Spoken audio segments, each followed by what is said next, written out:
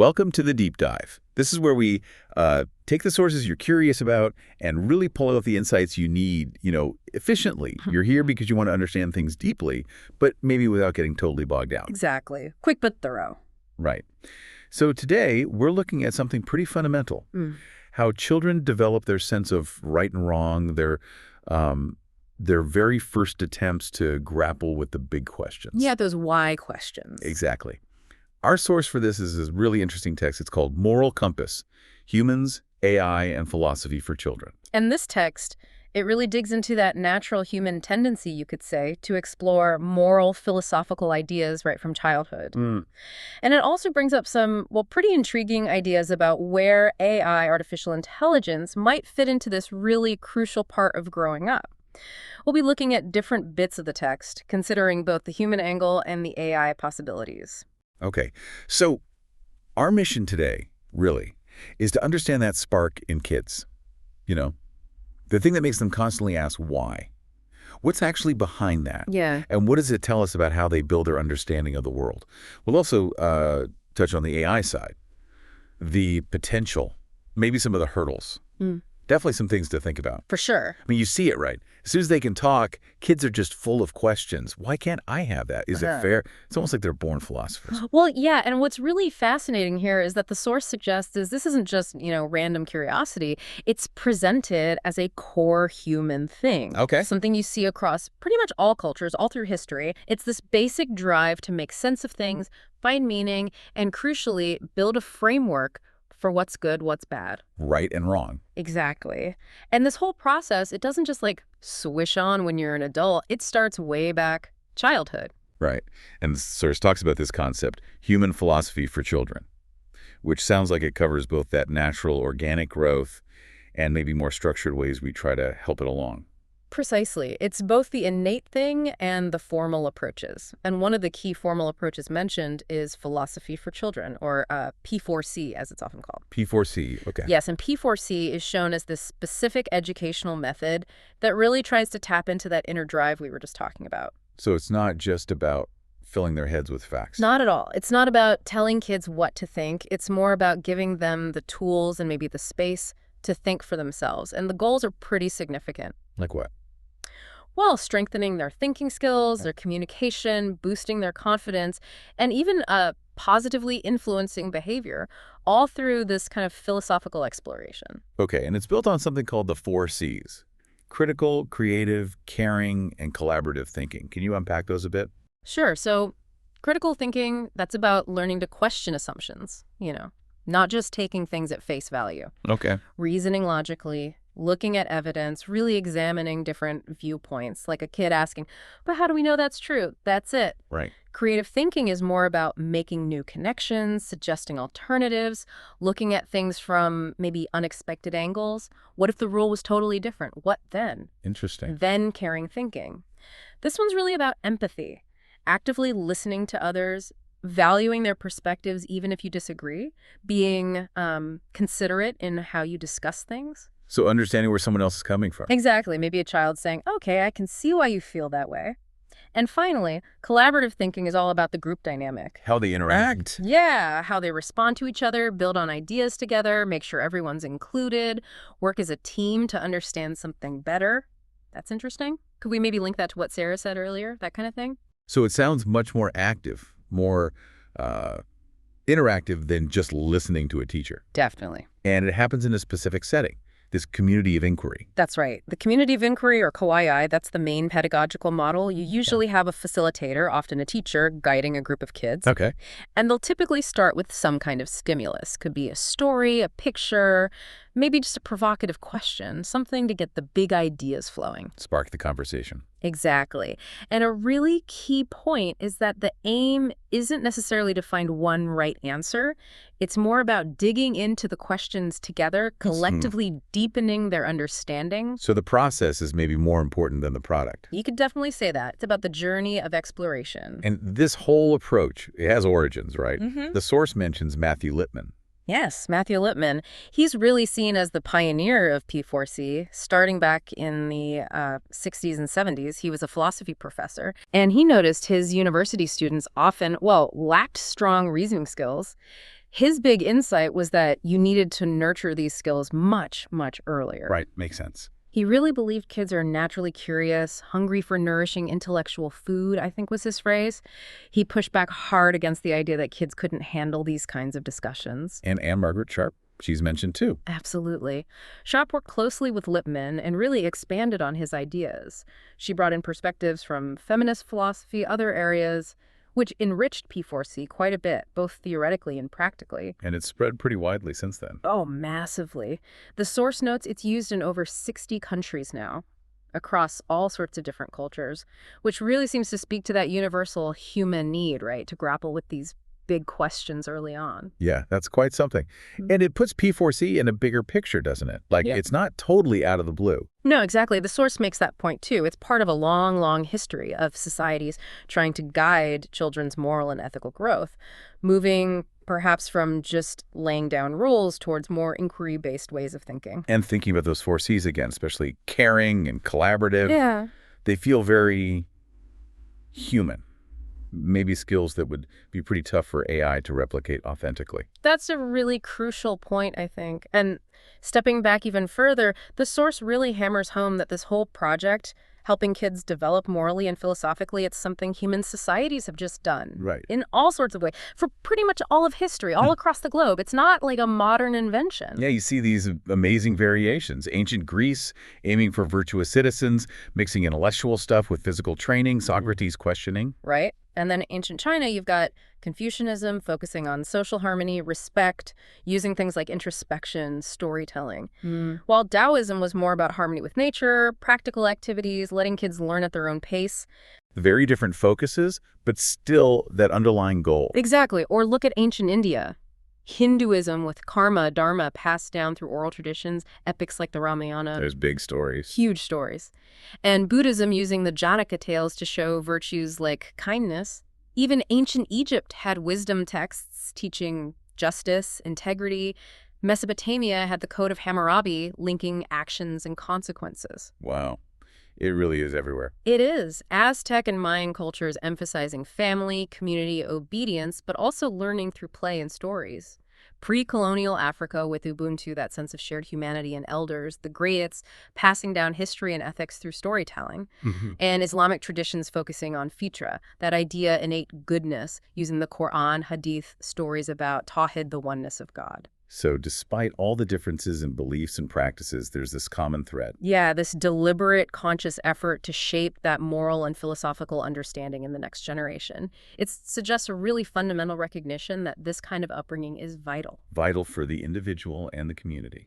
Both, absolutely. And one tool keeps popping up across all these example stories. Oh, definitely. The source really highlights the enduring power of narrative. Storytelling, myths, religious texts. They're not just entertainment. No. They're primary ways cultures transmit knowledge, values, moral codes. Stories make abstract ideas relatable, right? You engage with characters, their choices, their feelings. And that helps build empathy. Exactly. It fosters empathy, helps kids grasp consequences. Think about those Jataka tales or the Hindu epics. Again, they're living moral lessons, and they help shape cultural identity too. That makes total sense. Yeah. A good story really sticks with you.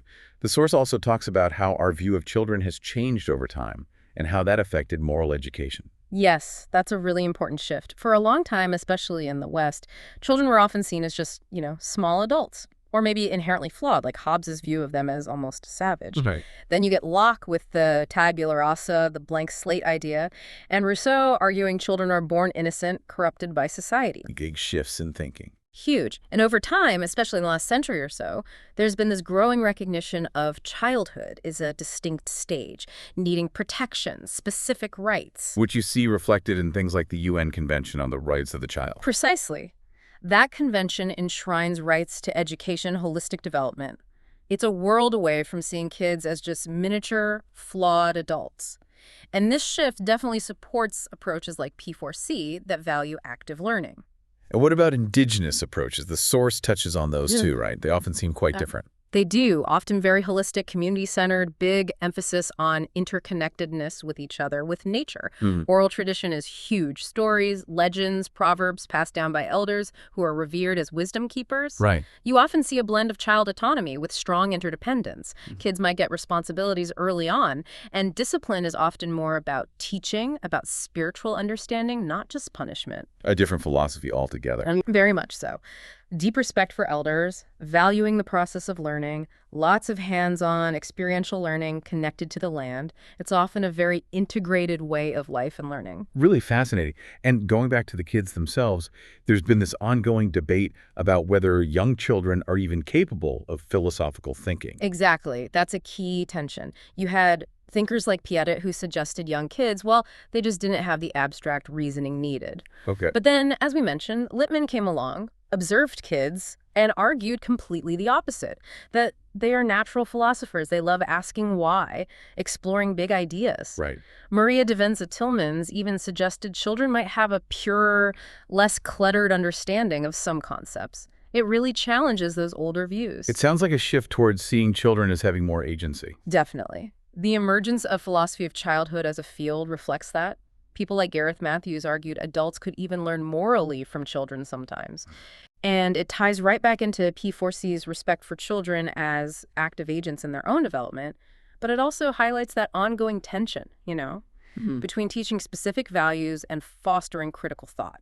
Like, how do you balance obedience with Socratic questioning? You see that even within traditions like Confucianism, with its emphasis on both respect and self-reflection. Yeah, that's a tricky balance. Yeah. So, okay, we've seen the history, the different methods. What's the actual impact of doing this, of nurturing this philosophical side in kids? What does the source say about the benefits? Well, the source lays out a pretty compelling case for really wide-ranging benefits across cognitive skills, emotional, social development, and even long-term outcomes. Okay, let's start with cognitive. So big gains in critical thinking and reasoning, that community of inquiry structure we talked about, it directly pushes kids to question, analyze, evaluate. Right. There's even a meta-analysis mentioned, which is a really powerful kind of study combining results from lots of others, and it reported a large positive effect size for critical thinking, something like 0.89, which is substantial. Wow, okay. That's significant. Does it help with other things like problem solving? Yes. Grappling with those open-ended philosophical questions seems to build those skills too. And there's research suggesting these skills are transferable.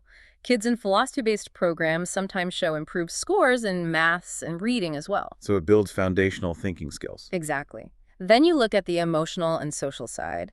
Empathy, that caring thinking, gets a real workout as kids learn to understand different perspectives in the group. Their communication skills tend to improve articulating ideas, listening actively. They often gain confidence. I can see that. And being in that supportive environment, exploring values and emotions, it seems to help with emotional well-being, maybe even regulation.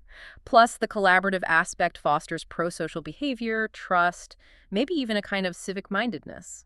So it's not just about being smart in an academic way. It's about becoming a more well-rounded person. Precisely. More thoughtful, more aware, more connected. And these benefits, they stick around. What about long-term impacts?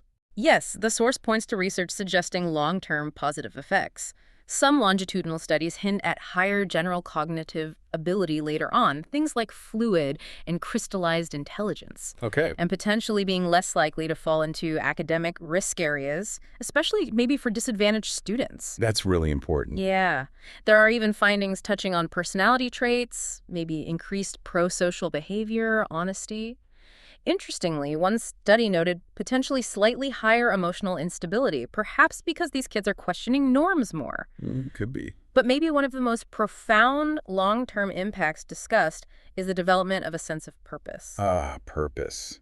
That feels really key. It really does. That ethical and philosophical development seems linked to finding meaning in life. And purpose, in turn, is connected to all sorts of positive outcomes. Better cognitive function, emotional regulation, even physical health, overall well-being. So it's not just about feeling good moment to moment, but about that deeper, sustainable well-being. Exactly that. It's not constant euphoria. It's sustained meaning. And does this kind of philosophical exploration help kids deal with the really big, tough questions? like life and death. It seems it can provide a valuable space for that, yes. An age-appropriate space to explore those existential themes, understanding life, mortality. It can actually enhance appreciation for the time we have, motivate action. Makes sense. The source even mentions Viktor Frankl's idea of super meaning, that sense of overarching value that can sustain you even through suffering. P4C could be seen as a way for kids to begin exploring those kinds of concepts. Wow. And thinking back to what you said earlier about understanding emotions, laughing, crying, anger, that P4C focus on caring thinking, on empathy and perspective taking, it really helps kids understand the why behind those emotions. Right. Their purpose in communication is social bonding. Exactly. They start to see the meaning behind those expressions in themselves and others. So it all ties together. The critical thinking, the empathy, finding meaning. It paints a picture of really holistic development. It does. It really underscores the importance of how we approach educating the whole child. Okay. Well, that brings us towards the end of this first part of our exploration, focusing on the human side of moral and philosophical growth in kids. Yeah, we've seen this drive for inquiry is, well, deeply human, universal even. There's this incredibly rich tapestry of historical and cultural approaches to nurturing it. And the benefits, particularly as highlighted through P4C, seem really significant cognitive, emotional, social, long-term.